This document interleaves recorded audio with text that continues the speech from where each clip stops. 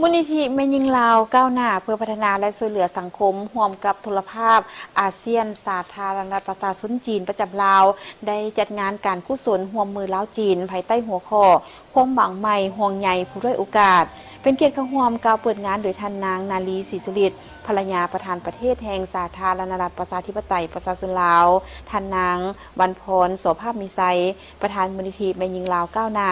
ซึ่งได้กล่าวว่ในงานการกุศลครั้งนี้เป็นกิจกรรมที่สะท้อนให้เห็นถึงการร่วมมืออันแน่นแฟ้นระหว่างลาวและจีนโดยเฉพาะในปีที่2ประเทศฉลองครบรอบ65 ปีการสร้างตั้งสายสัมพันธ์การทูตภาคและรัฐลาวได้เอาใจใส่และให้บริมสิทธิ์ต่อการพัฒนาแม่หญิงและเด็กน้อยเคียงคู่กับการพัฒนาสังคมงานครั้งนี้จัดขึ้นเพื่อระดมทุนและวัตถุปัจจัยไปช่วยเหลือผู้ทุกข์ยากและผู้ด้อยโอกาสเด็กอนาถาพร้อมทางสนับสนุนการแก้ไข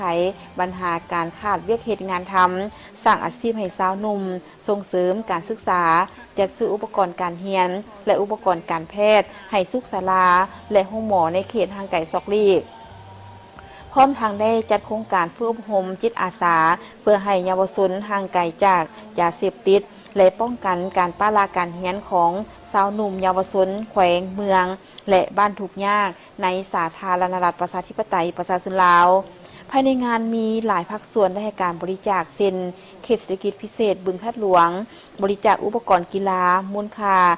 2,500,000 หยวนสถานีโทรภาพอาเซียนบริจาค60 ล้านกีบบริษัทโชคดีคมนาคมขนส่งสาธารณะจำกัดบริษัทลงทุนอุตสาหกรรม OMI จำกัดโรงแรมอันฟินบริษัทน้ำดื่มแม่น้ำไม้จำกัดโรงการเหล้าจีนหัวเซียกัวบินบริษัทวัสดุก่อสร้างรูปสมไมลาวไทยจีนจำกัดบริษัทเทคโนโลยีการแพทย์สินดาลีลาวจำกัดสโมสรบันเตะเฟอร์รารี่ห้านอาหารตาช่วยห้านตกแต่งและซ่อมแปลงรถเชียงเซียงกลุ่มบริษัทบูโจลงทุนสากลกลุ่มบริษัทราชวงศ์ลาวพัฒนาจำกัดกลุ่มบริษัทราชวงศ์ลาวการท่องเที่ยวและสุขภาพสากลจำกัดสมาคมพันธมิตรราชวงศ์ลาวเพื่อสุขภาพสากล